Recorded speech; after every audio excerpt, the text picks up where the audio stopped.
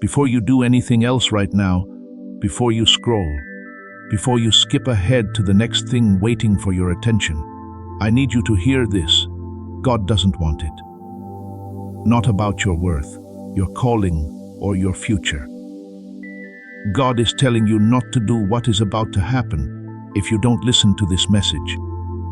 This is marked as an emergency, not because of the algorithm. Because what comes after these few minutes will either change your life or make you wish you had paid more attention to it when it was there. This is where we start. Something is set up by God, a certain arrangement put in place just for you at this point in your story. This is not true in general. God has been planning a series of events, a coming together of people, resources, and times for longer than you think. The enemy also knows about it. The enemy has been watching as things happen. The enemy has also set up exactly one trap right in the setup. One particular method was set up to make the person for whom it was intended either ignore the whole thing as normal or run away from it as dangerous. And it's not tragic that most of the chosen ones die in dramatic, obvious ways. The sad thing is that most of the chosen ones are killed by something quiet, by a reaction pattern that is so common that they don't even think about it as a choice when it happens. It's important for me to be clear about what a divine setup really is, since the term is sometimes used in a vague way. The way God sets things up is not a test of how good you are. You are not being watched by God to see if you fall into this trap. It's not a challenge meant to help you become a better person. For those who are chosen, a divine setup is when God lines up the right people, events, and resources to move them from one level of their assignment to the next. Character growth may happen as a result. It's a way to make a transition. People who were chosen will remember this moment as the one that changed everything. That point where they changed from who they were before to who they became after. It's not always exciting when God sets things up. From the outside, some of them look very normal. Some of them are a normal conversation, a normal choice, or a normal message that comes at a normal time. The uniqueness of the setup isn't always clear from the packaging. That choice can be seen in the results, in the way things change when you choose to fully engage with what God put there versus when you choose to scroll past. This is why divine setups are so important to the story as a whole. When a chosen person walks through a divine setup, they do more than just move their own calling forward. They go into the next season with a level of authority that they wouldn't have had without that passage. This is clear to the enemy. The enemy doesn't just want to hold you up. The enemy wants to keep you from getting what you can only get by going through the specific thing God set up. This is why the trap isn't put around the setup. You won't see it as a trap because you are already in what God is doing. I'm going to talk about 5 different ways this trap can appear in a divine setting. And I want you to listen for the one you recognize. The one that wasn't the most dramatic or extreme. The one you've actually seen or used. Because the enemy doesn't make traps that work for everyone. Even when you thought you were being smart, careful, or wise, the enemy studies each person. That particular history and wound that is closest to what God is planning right now. What's more, the trap is made up of things you already know and have every reason to trust. On the first form is the dismissal of familiarity. This is when a divine setup shows up in completely normal packaging. There was no thunder, no supernatural confirmation, and no deep sense of importance to mark the occasion. It looks like something you've seen or heard before, but in a different setting. A chance that doesn't feel very special. A door that opens quietly and doesn't feel heavy like you thought it would. A God set up the door to carry. If this were really from God, I would feel something more important than what I am feeling right now. Is a trapped thought pattern. So the chosen one goes through without really getting involved. They're in the body, but not in the depths. There is engagement at the surface level of the encounter, but the deeper invitation is not seen. The setup goes through, and the chosen one never knows what was available inside it. The wound redirect is the second type. This one is the most accurate of the 5. The enemy finds the exact wound from the past that is closest to what God is trying to do now. It's not an old wound, it's a new one. The one with a live edge still on it. You still have to pay for the last time something looked like this. It ended in a certain kind of disappointment that cost you something. When you last followed something that seemed like a calling, it put you in a place where you felt exposed and alone. So when God sets things up the way they are, the enemy doesn't use theology to argue against them. The enemy doesn't tell you that you're not good enough or that God doesn't love you. The enemy just tells you to look at the evidence from the last time instead. And the chosen one steps back from the edge of what God planned because it feels like a reasonable way to protect themselves, not out of fear. There is a real protection reflex. The wound that set it off is real. It only took the enemy pointing at it at the right time and from the right angle. The third type is that of the urgency inversion. This is what happens when God is doing something in order and the enemy messes up the timeline. God sets things up in layers. The arrangement is set up in a certain way. For the setup to do what it's supposed to do, it needs to go through a process of getting ready. During this time, the enemy adds a false sense of urgency by saying that if this really came from God, things should be moving faster. So either the chosen one gives up on what God planned because it looks like it's stuck, or they start to push the timing in ways that break the order that made the plan possible. They act quickly instead of going at the right speed for the situation. And the plan that called for the chosen one to stay put and move at a certain speed can't stand up to the pushing. This is the fourth form, which is the fake resolution. This is the most complicated of the 5 and the one that people are most likely to mistake for a blessing. Before the divine setup fully arrives and the sequence is finished, the enemy shows what the setup was supposed to do. It's not necessarily a bad version, it's just good enough. It's a relationship that seems like the right one, but comes before the growth that's needed to keep it going. A platform that gives people visibility before giving them the depth and roots that visibility needs. A financial opportunity that makes people dependent instead of free, because the setup wasn't able to bring about the character growth that it was supposed to. It looks like the person who was chosen gets an answer. The stress and hunger that were meant to keep them going during the whole setup process are released early, so when the actual setup time comes, they are not ready to go into it. It wasn't the fake that killed them. The fake thing didn't need the real thing when it got there. We have the fifth type, which is the legitimacy challenge. When the setup happens, the enemy right away gives a religious or logical reason why it shouldn't happen. Who told you for sure that this came from God? What proof do you have that this isn't just a coincidence or something you're hoping will happen? Do you know how many people have been wrong when they thought God was doing something? Sometimes terrible things go horribly wrong.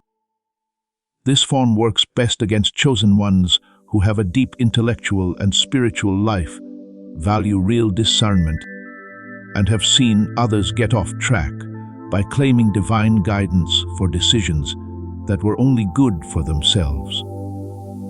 The enemy turns the discernment that was gained through loyalty into a weapon. It makes sense to accept the challenge. It sounds like good sense. It comes at just the right time to stop people from getting into what God planned. The chosen person doesn't feel like they just walked out of a set. Instead, they feel responsible and careful. I'd like to ask you something straight out now. Which one of these 5 did you know?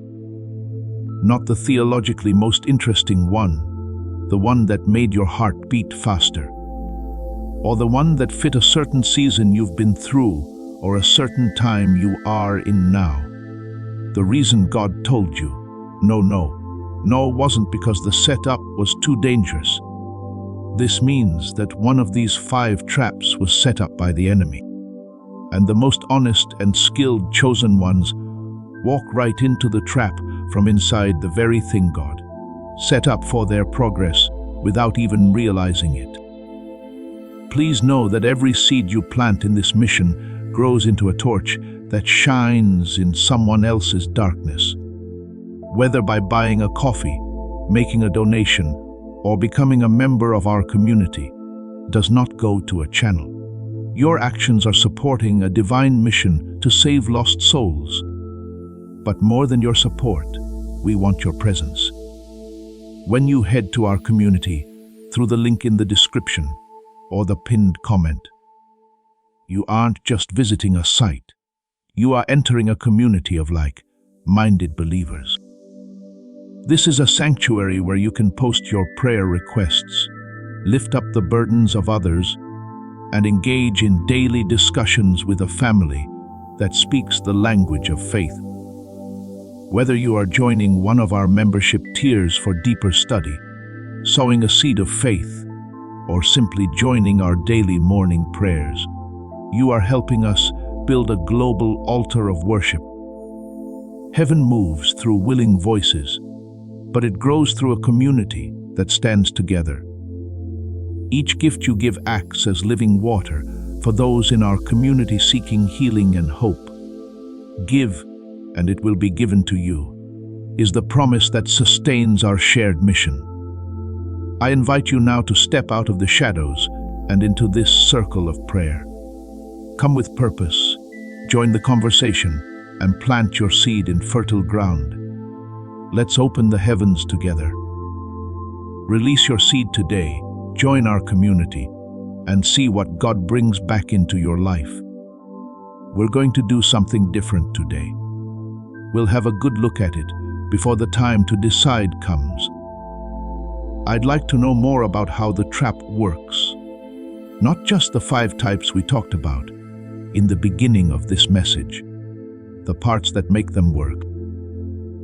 Because you can spot the trap after the fact if you know how it looks from the outside. But if you know how it works, you can spot it right away while you are in the setup, before the decision time has passed. The trap works because of a certain dynamic that appears in all major biblical stories about God. I have read and thought about these stories a lot, so I can say for sure that the pattern is not by chance. Different parts of the stories of Joseph, Ruth, Daniel, and the disciples on the road to Emmaus all use the same mechanism. This is not a coincidence. Because the enemy knew how it worked before anyone else, the mechanism is the same. And this is how it works. A moment of active, undefended receptivity is needed for every divine setup to do what it was meant to do. And that particular state of being open and not defending yourself is exactly what the trap is meant to stop. A general explanation is not enough for me, so I want to use a specific story to show this. This is the story of Elisha and the servant in Dothan. When Elisha prayed for his eyes to be opened, God showed him an army of horses and chariots of fire. This is what most people know about the story. The supernatural part is interesting, and that's what keeps coming up. But most people don't notice what was going on before Elisha prayed. That servant was already there, awake, and looking at the same thing that Elisha was looking at. Both of them could get the information at the same time. Same eyes, same morning, same place, and the same threat that can be seen around the city. It wasn't information that made the difference. The difference was how open they were. While Elisha was in that state, he could see what was really there. Because the servant was scared, his perception was narrowed. He could only see the obvious threat, and he couldn't see the bigger reality that was also in the same space. When Elisha prayed, God did not change the past for the servant. God gave the servant access to something that was already true. The set-up had been there the whole time. The servant was not in the right frame of mind to receive it. Please think about that for a moment before we go on. When Elisha prayed, the setup did not happen. It was already there with the chariots. The angelic presence was there already. There was something that the servant needed to keep him from being destroyed by fear. Right where the fear was happening. The resource did not come from the prayer.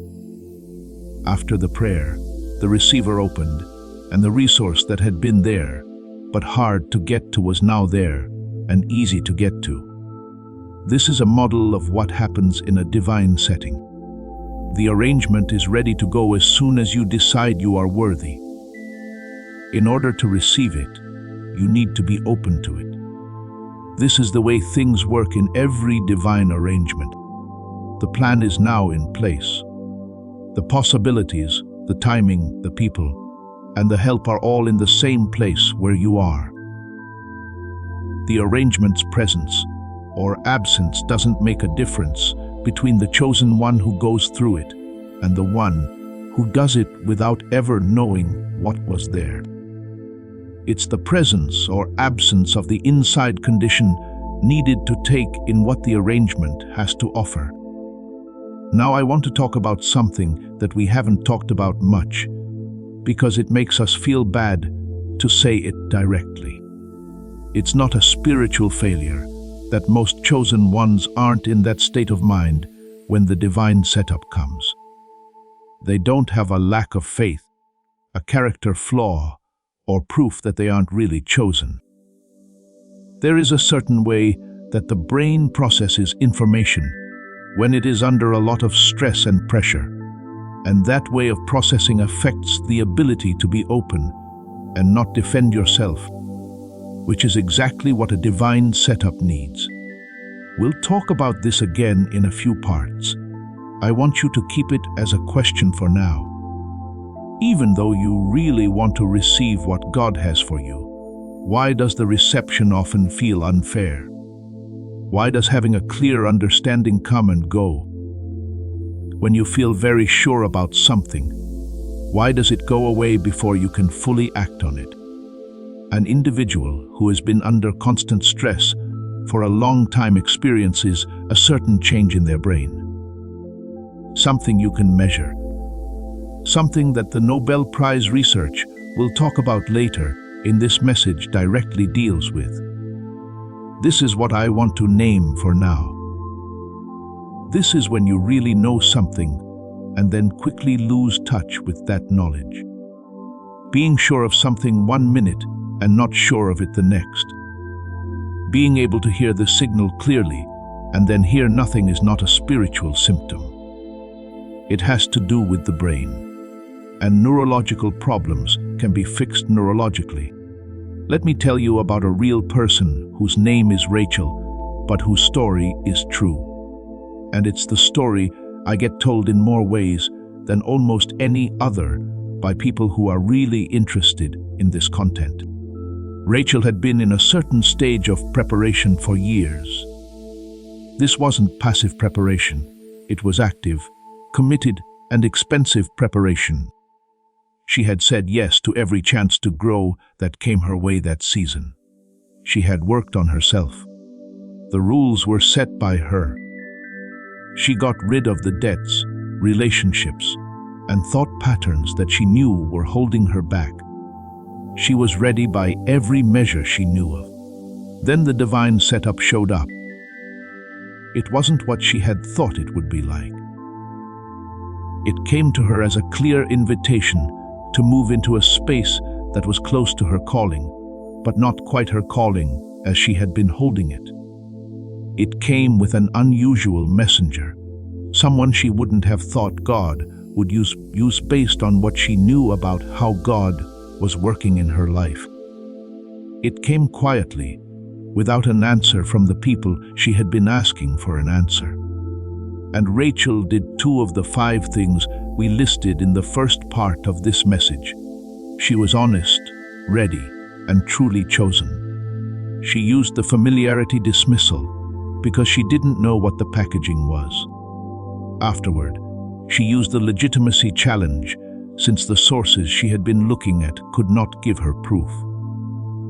The setup is gone, but not for good. God doesn't give up on setups.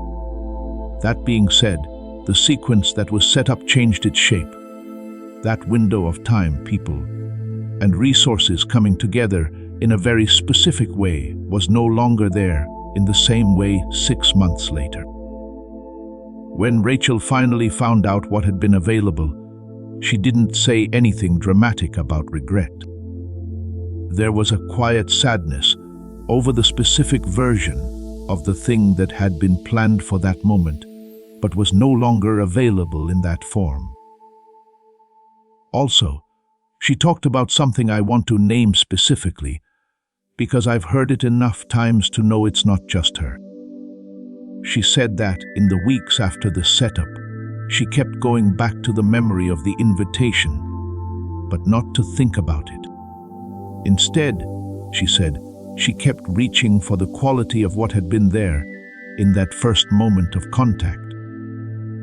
That first flash of knowing before the thinking started. It was as if the deeper part of her knew what the analytical part had thrown out, but she wasn't ready to fully accept that it was over. That going back is important. It is the signal that is trying to be heard after it is too late to act on it.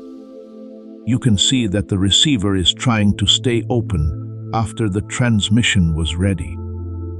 She told me that she knew right away that the invitation meant something important.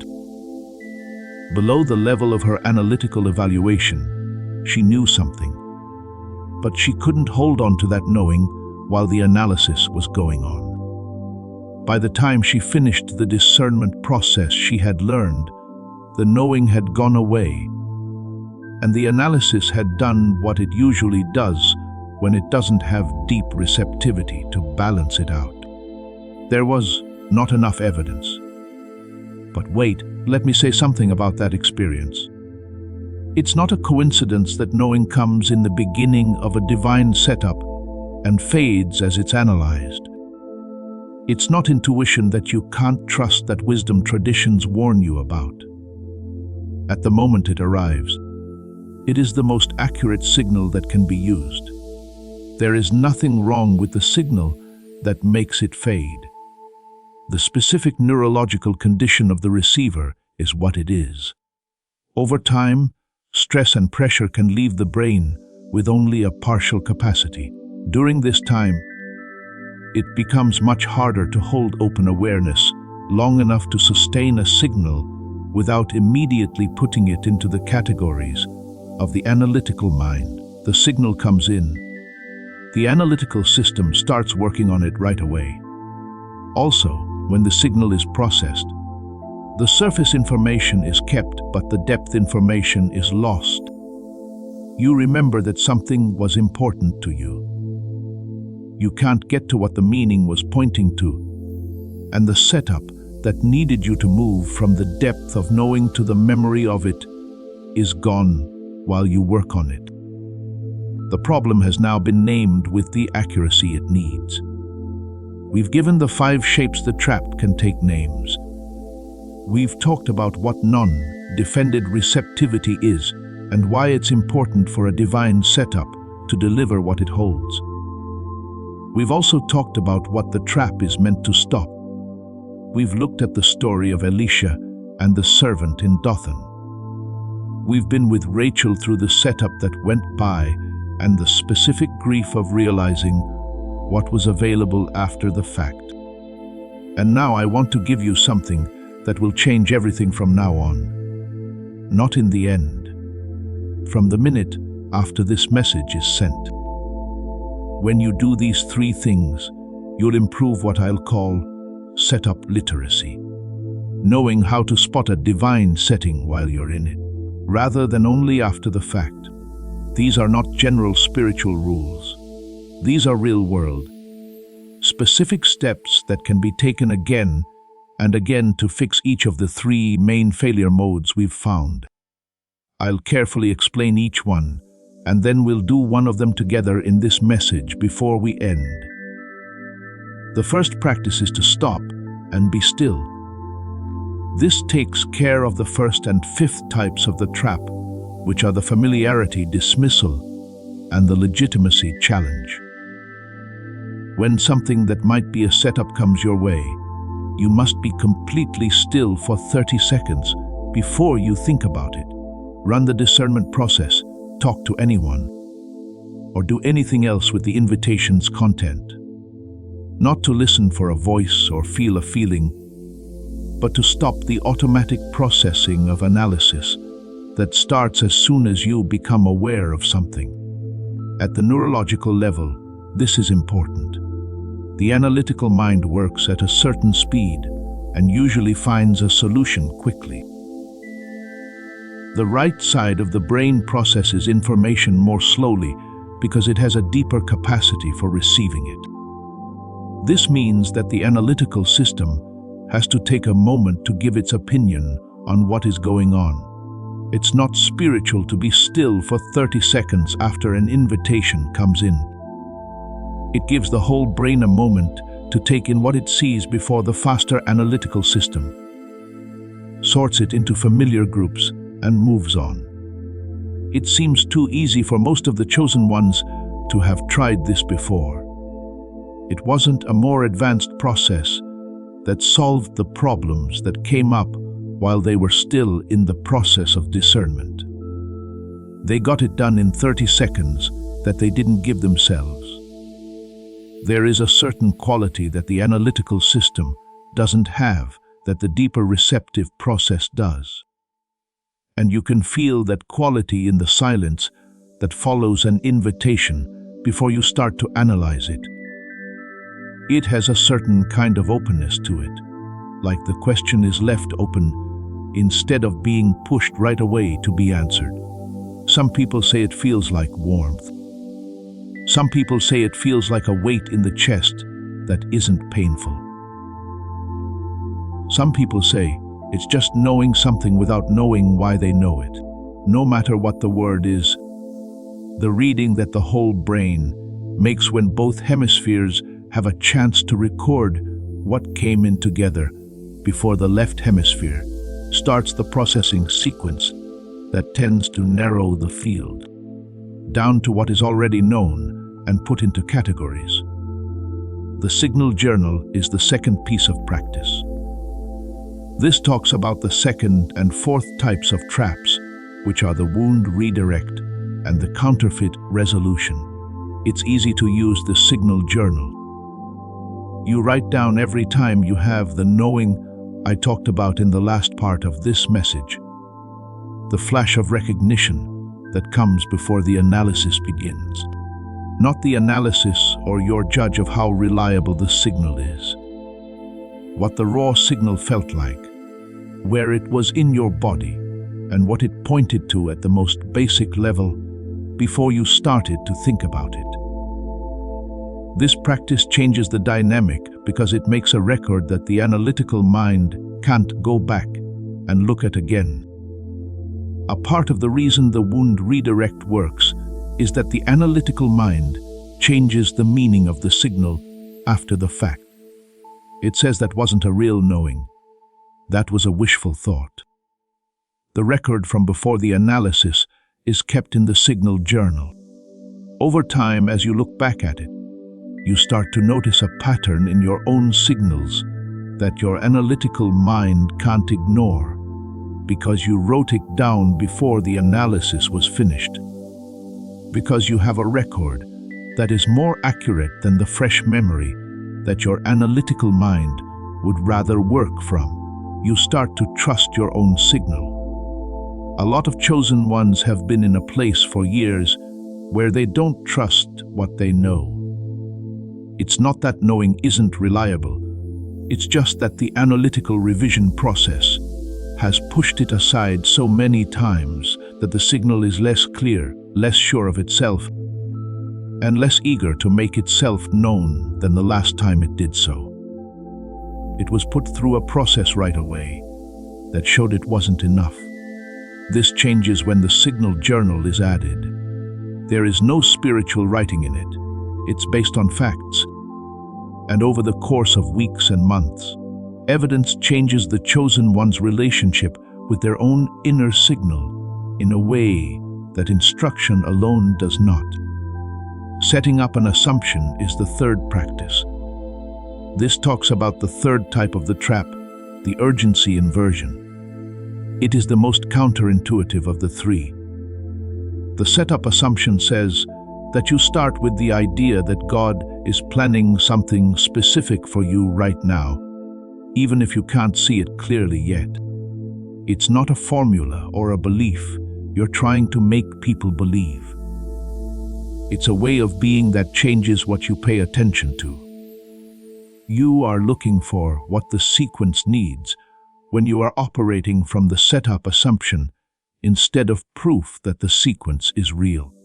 You're not asking the same things. This is not a question of, is this from God? But of, what does God seem to be building here? What do I need to do at this point in the sequence? What you can do at the moment changes because of the shift. Taking this step changes your position from one of defensive evaluation to one of collaborative building. And in that position, the urgency inversion doesn't work as well because you're not comparing the process's speed to something outside of it. Being a part of the process and asking what it needs are two different things. Moving your body in this way is not passive. This posture is more active than the evaluating posture because you have to focus on the whole sequence instead of just one moment at a time. What did this week have to do with what happened 3 weeks ago? That could be the next step in something God has been building. What invitation did you get today?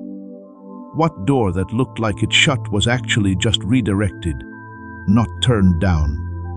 It's not possible for the setup assumption to make setups that weren't there before. It shows the setup that was already going on and that the posture for evaluating was seeing as normal. I want to do something useful now. Now that you are reading this message, I want to give you a short exercise to do right now. This is the stillness interrupt used to describe how you feel as you listen to this content. Here is the step by step. Take a break. Take a moment. Do not think about whether this message comes from God, applies to you, or has anything to do with where you are. Just pay attention to what you feel in your body right now that came in while you were listening. What is their weight? Is there a warm response or warmth that comes before the analysis of whether the response is reliable? What is something that has been going on in the background of your thoughts that you haven't named yet? What you just noticed is not a feeling as you thought.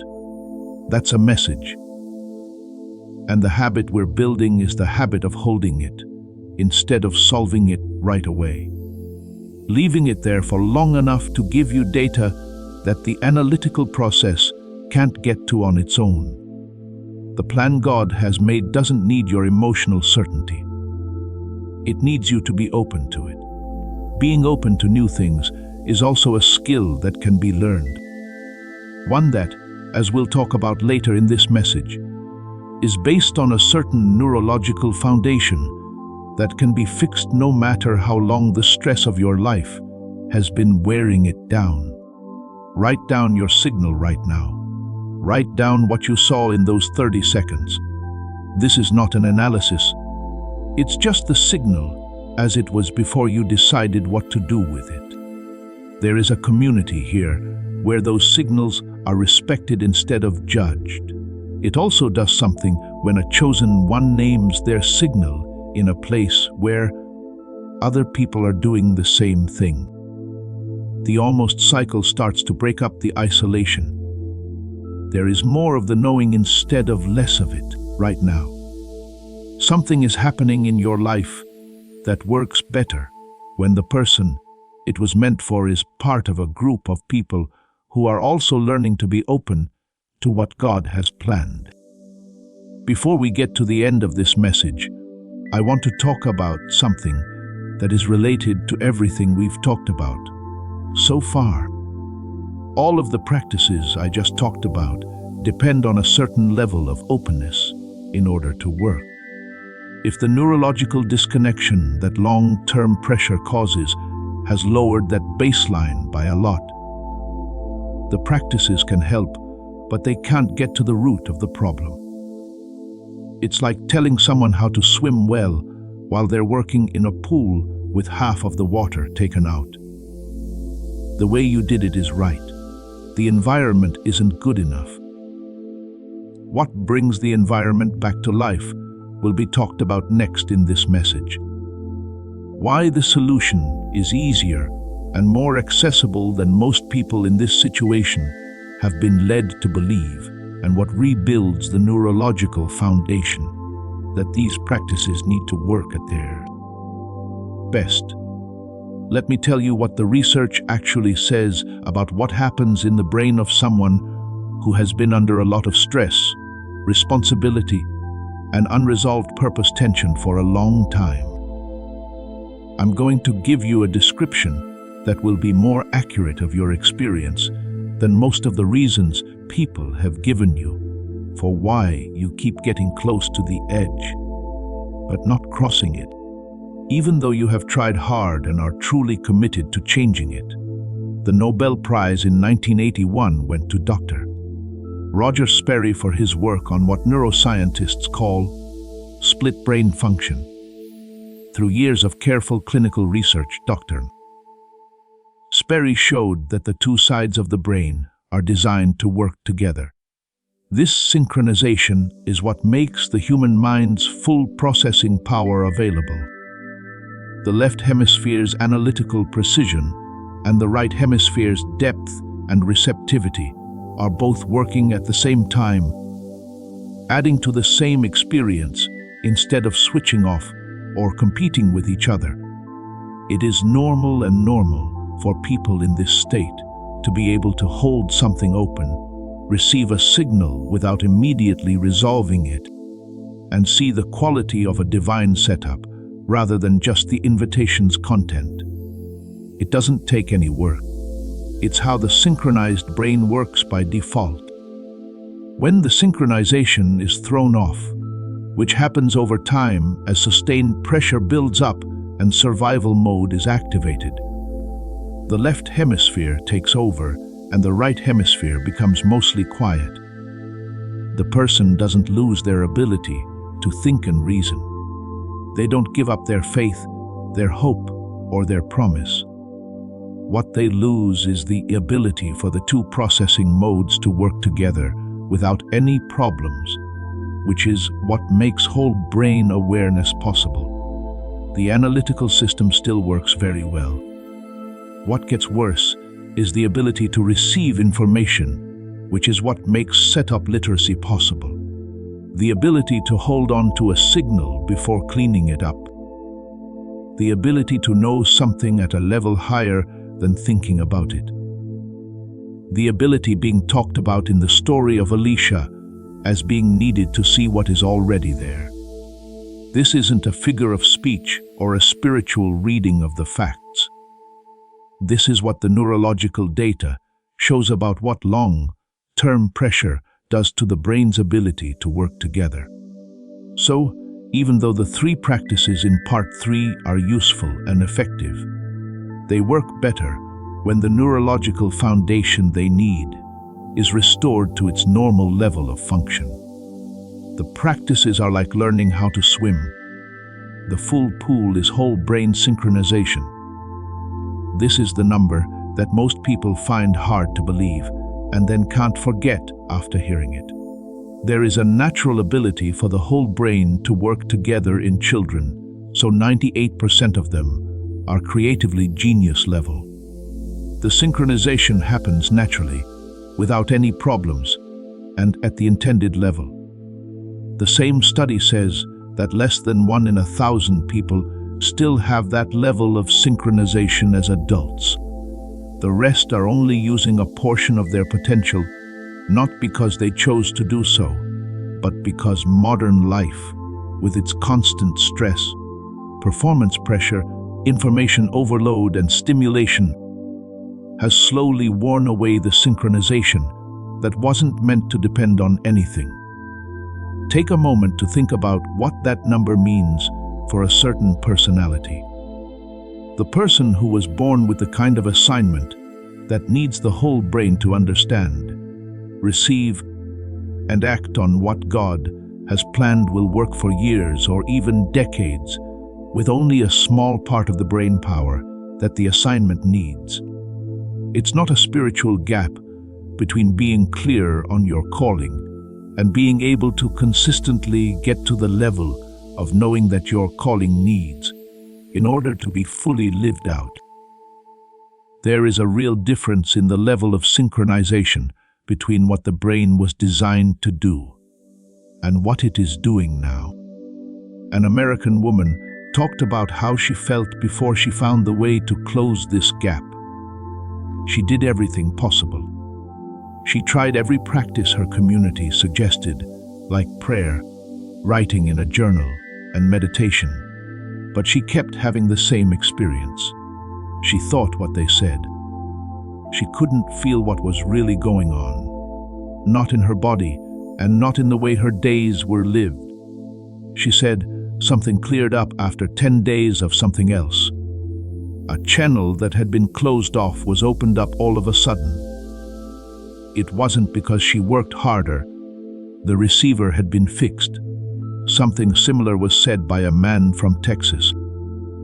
Someone who had spent years keeping things together for other people while his own life got thin and far away. He said it felt like he was talking into a wall when he prayed.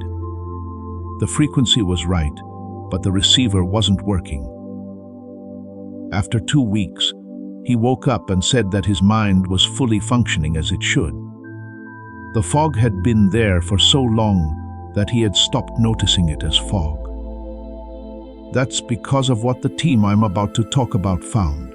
A group of neuroscientists in New York, led by Dr.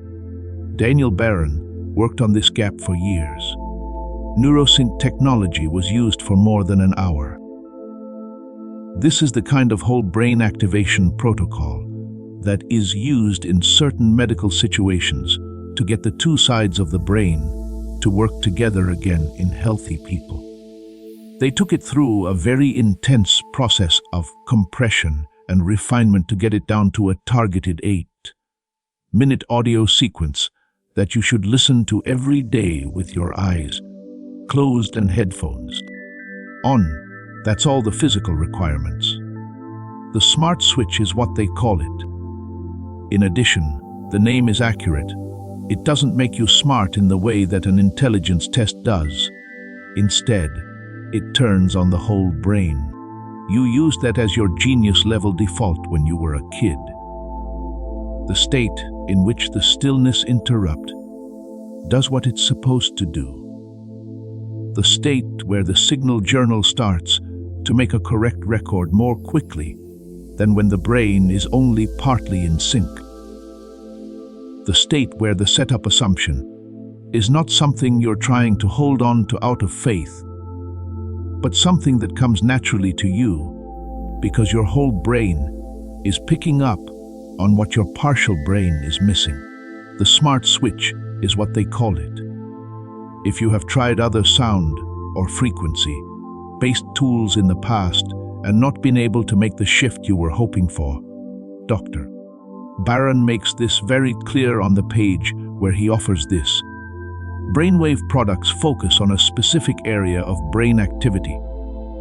Sound frequencies deal with processing sounds without dealing with hemisphere synchronization in the whole brain. The Genius Switch does something very different because its mechanism is different. It was made to specifically deal with hemisphere disconnection, which Dr. Sperry found to be the cause of reduced whole brain capacity. It's not just one frequency or state that's linked to that disconnection. Not everyone can use the Genius Switch. It's for the chosen one who knows that God planned not only the promise, but also the mind that needs to follow it. The person who has been honest for years, done the work, heard the call clearly, and kept coming back to it, even when the evidence wasn't there, and is ready to stop seeing the fog as a flaw in their character and start seeing it as something with a specific address. Most people who hear this will scroll on by. They have come to terms with the smaller version of their mind being permanent. You're still here. That isn't a mistake. With that kind of persistence, the person this was made for will be successful. One thing that needs to be named. You can find tracks that sound like this on YouTube or Spotify. They were looked at by Dr. Barron's team. Most of them didn't have any neural sync technology built in at all. They used the name because there isn't much that stops you from calling something that. How it works is what makes the difference, and his team's work is the only place where it works. The only source that has been checked is the direct page. That's where the link below takes you. There is a link to where Dr. Barron put this in the video description and in the comment below that has been pinned. The link takes you straight to their page. Before you decide what to do, you can read everything about what they built and how they built it. There isn't any stress. There is full clarity in everything that is laid out. This is the structure for access. It costs about $300 per session to do neurofeedback in person with a qualified professional who uses hemisphere synchronization protocols. The cost of clinical-grade neurofeedback hardware for home use ranges from $5 to $7. This does not include software or ongoing support. Dr. Barron and his team made this just for someone who doesn't have those resources and can't afford another thing that stands in the way of them getting the neurological foundation they need to do their calling. People who work in neuroscience said that what was built here was a great deal even at 500, not 100, not 200, not 500s. The price of the standard release is $49. There is a $10 or $39.99 price. Drop on the page that the link in the description takes you to. As this awakening grows inside you, know that helping with this mission is not a joke. It is a sign from God. You can support this work through the link in the description or the pinned comment, whether by buying a coffee, making a donation, or becoming a member of our Ko-Fi community. By doing so, you become part of Jesus' plan to save souls who are still stuck in fog. Every seed turns into light that fights against darkness. If you water others, you will be watered yourself, Jesus says. This is not history. It is a living promise about your future. Come into this moment with faith and a plan. What God has already planned for your life can be unlocked through your giving. The guarantee is unconditional and doesn't have a time limit. The 8-minute scene can only be used once. It's good for months of use every day. If you don't feel the shift in openness and awareness, that the 18,000 people who have used this have said they felt. You can contact them and get your money back. There are no rules and no questions. There are 4 bonuses. The best teacher on the COM platform leads you through a guided visualization. A grocery list of the specific foods that are easy to find in the American market and that neurological research has linked to active suppression of whole brain function. Simple substitutions can usually cut monthly grocery costs by AD to 120. This is a basic book from more than 100 years ago that most modern practices based on how to receive and recognize things are based on. It also includes a daily habits guide that is designed to support the neurological conditions that allow whole brain synchronization to happen all day, not just during practice time. This is something I want to say to the person who has been reading this message and finding themselves in it. The 5 trap types, the story of the setup that didn't work, and the practices. If those descriptions didn't sound like something you've thought about or are living right now, then what Dr. Barron built isn't something you should add to the work you're already doing. It is restoring the capacity that the work needs to be done. The link is in the note that was pinned and below it. Before you end this video, go there. You can see how it's set up in the comments right now. And giving what you see a name changes the connection between what you see and what you do. The tool doesn't stand in for God. The tool doesn't take the place of obedience. It doesn't give up for you. The door doesn't close itself. You don't need any tools for what God is doing in you. But a tool that heals the receiver makes what God is doing land in the right place more often. There is one more thing we need to talk about before this message ends. There isn't a single moment that you either catch or miss forever in the divine plan that God has made for you. God doesn't plan something for someone and then take it away after a while. In a setup, though, each window does have its own settings. The right people, the right time, and the right amount of resources and readiness to read a certain version of the passage. Those people aren't always patient. The setup that God has ready for you right now has a certain quality that is present this season, but will be different next season. What was said earlier brings back the ability to see that quality, hold on to it without losing it in the analysis, and move on from it before the configuration changes. That's what the 18,000 people who used it said. It wasn't that their lives got easier. It was just that they could accept what was always being given to them. We're almost done with this message, and I want to be here at the end with everything I brought to it so far. Because I want you to understand something about the time you are in now, that you have what this message said. You got to this video at a certain point in your story. Whether that point is in the middle of a season of preparation, on the edge of something you've been working toward, or just plain worn out from years of hard work that hasn't led to the passage you've been working toward. You brought a certain amount of weight with you. This message wasn't meant to add to that weight. It was made to give you the exact details that change what the weight means. It's not that the work was bad. You weren't wrong. The instrument was just not working at full capacity. The setup is real, the trap can be seen, and the capacity needed to get through the setup and avoid the trap can be restored. That is not a general piece of advice. Dr. Daniel Barron and his team in New York have done decades of Nobel Prize winning research to back up that claim. There is also written evidence from 18,000 people who were in a similar situation to you before they made the choice this message is building toward. the capacity can be restored.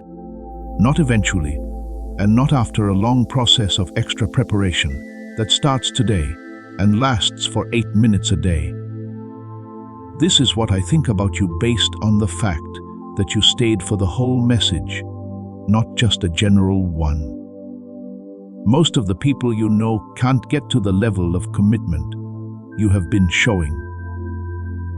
Sincerely following something that has cost you things, and you have kept following even though it cost you. You've had moments of deep clarity that you couldn't fully sustain.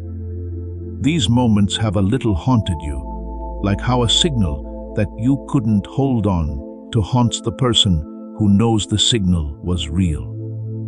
Those clear moments were not signs that your faith, openness, or character had failed. They were the whole brain briefly working together to give you a reading of what was planned for you. It wasn't a sign of spiritual weakness that you couldn't hold them. Your brain has been running on partial synchronization for longer than you may think. This is the way it works. It was never the clarity that was wrong. It lasted for a while. What you see doesn't change when the synchronization is brought back. It's how long you can remember what you see before the computer records it in a category. It knows and moves on to the next thing. 8 minutes a day, the 39 guarantee that doesn't matter what. There is a link in both the description and the comment that was pinned. Before you end this video, go there. At this point in the message, I'd rather be specific than motivational. More spiritual content doesn't talk about the experience of getting clear, losing clarity, and having the pattern repeat. The problem is fixed by restoring the neurological base that keeps the clarity going. That's not the same kind of solution that most people have been given. It doesn't tell you to work harder, dig deeper, or find a better way to practice. It talks about the mechanism. You can make the practices you already have a lot more effective by fixing the mechanism. The signal gets stronger and stays strong. The knowing is now available all the time instead of just sometimes. It is no longer possible for the trap to work in the space between the signal and the action. In this space, I'd like to do something I don't always do at the end of a message. In the clearest language I can use from this side of the screen, I want to describe the plan God has made for you right now. You have been getting ready. It has taken longer and cost more than you thought it would to get ready. And there's a part of you that has been wondering in the quieter times if the preparations are leading to something, or if you've just been in a long holding pattern that will never end. The point of this message was to give you the answer to that question. Things are getting ready for something. God doesn't prepare people for a long time without finally leading them to the part they were getting ready for. The plan is real. There is a window there. This message taught you the words to describe it and the neurological background to know why you have been standing on the edge instead of crossing over. Now take 30 seconds. No more instructions were given. There were 30 seconds of silence before the closing statement. Let what this message said sink into the part of you that can handle it at the level needed by the setup. The part that doesn't have to check to see if this is reliable before getting it. The part of this message that recognized itself in the first 3 minutes and has been getting more proof of what it already knew for the rest of it. The signal is what you felt in those 30 seconds. That's the knowing that was always there, but was cut off by the neurological disconnect that this work is meant to fix. That which knows about you has not been wrong. Everything has been right about you the whole time. Now things are different because you are taking the exact step that will help you hold it again so that you can act with the confidence it deserves. Like the quality you felt for 30 seconds, that quality has been there for you in flashes during the seasons of preparation. The quality that God set up for you was always going to need you to be able to keep up. That quality is not made by what was described. You can already get to it. It gets rid of the neurological barrier that makes it happen every so often. The chosen one who does 8 minutes of meditation every day for 30 days says it's not like getting something new, but like being able to hold what was always there. It used to only happen for 10 seconds, but now it lasts for 10 minutes. And during those 10 minutes, the thing the signal points to can happen. It wasn't really when the signal only lasted 10 seconds. I'd like to end this message with something that is as clear and direct as it can be. No, God said, that wasn't a turn down. At this point in your story, that was the clearest and safest thing you could have said. Say no to the trap that was set up inside the setup. No to the dismissal based on familiarity. No to the wound change. No to the change in urgency. Say no to the fake resolution. No to the challenge to legitimacy. No to everything the enemy has been using to keep you on the edge of what God planned for you without going inside it. The no was a safety measure because the yes is real. The plan is real. The plan God has been working on in your life is real and happening right now. You don't have to be completely sure about it before you start working on it. You have to be open to it, and you are getting open to it again. If you can say this out loud right now, I can see the set up. I let go of the trap I go through. Take the time to say it. Don't use it as a formula. It sounds like a statement from someone who can now describe what has been going on and understands the neurological background of why crossing through is possible now, but might not have been in previous seasons. What the brain needs has been given to it. The instrument is being tuned up again. The window is wide open. God doesn't get things ready and then leave them. God doesn't plan something and then take it back. Right now, the arrangement is very important. From the point of view of the person who set up the trap, what looks like a closed door from inside is always a threshold with a certain shape. Today, you were given the tools you need to figure out the configuration, the signal clarity to tell the difference between the real arrangement and the fake one that was put inside it, the brain's ability to hold on to the signal long enough for action to be taken before the analytical system takes over. Also, I have something I want to say directly to the person reading this who is thinking, this sounds right, but I'm not sure this message was meant for me.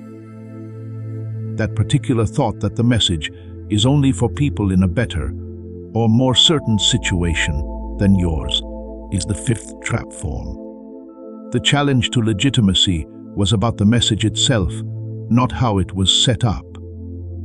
This is the most elegant version of the mechanism, and figuring it out is the last step in learning how to set things up that this message was meant to encourage.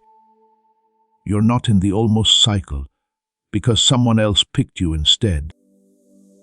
You are leaving the almost cycle because you got what the cycle was keeping you from getting, and the leaving isn't happening slowly. The set-ups that change paths are specific. They're here, and the person they were meant for is ready. Feel free to leave a comment below if this message hit you where it was meant to. This is your story. Tell me which of the 5 types of traps you saw most clearly. What did you notice during the quiet 30 seconds? Please let me know if the signal was there. This community grows when those who are chosen are clear about what they receive instead of being vague. Someone else here is free to be specific because of how specific you are, and the trap loses its grip when it comes to specificity. Send this video to the special someone in your life who is on the edge of their setup right now and doesn't even know it, who is in the middle of getting ready but is beginning to doubt that the work is leading somewhere. The language in this message is important to them, and they need it before the window stops being open. Sign up if you haven't already. The conversation that began today will continue in the next message, which will add to what you have already read. People who stay in this conversation also find that the almost cycle isn't as easy to get to over time.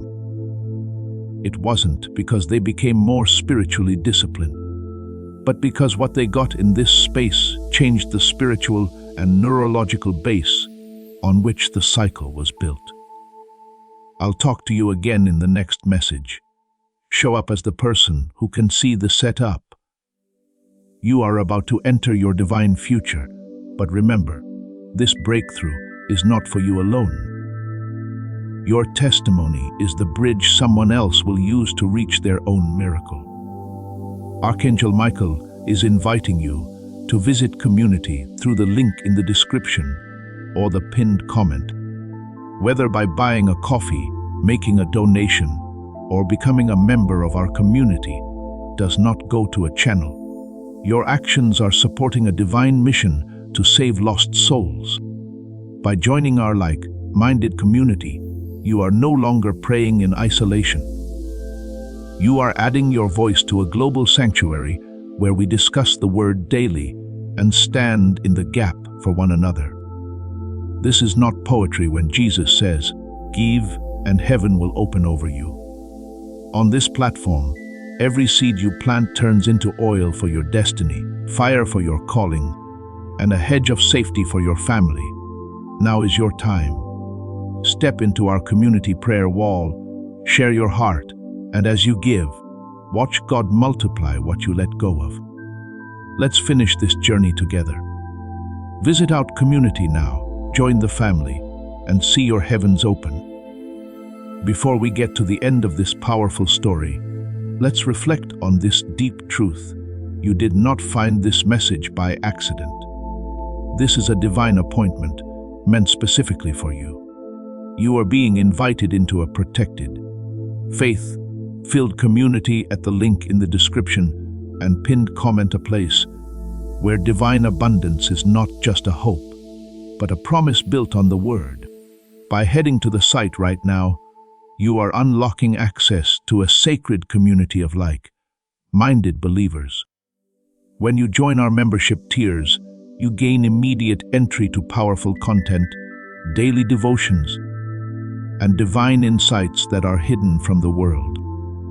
This is your chance to enter a sanctuary where you will receive spiritual guidance, unwavering support on our prayer wall, and speedy progress toward your destiny. Do not let this moment of destiny pass you by. Your breakthrough is waiting. Join our inner circle through the exclusive link in the description. This is how you guarantee you never miss the personalized messages and spiritual warfare tools meant to elevate your life. If you feel called to deepen your connection, the link is waiting for you in both the pinned comment and the description. For those who want to amplify this work and carry the light home, you can find our guided ebooks and Bibles in the pinned comment. Whether you join as a member or sow a seed through our resources, your presence and energy change the world. Take the step. Your abundance awaits.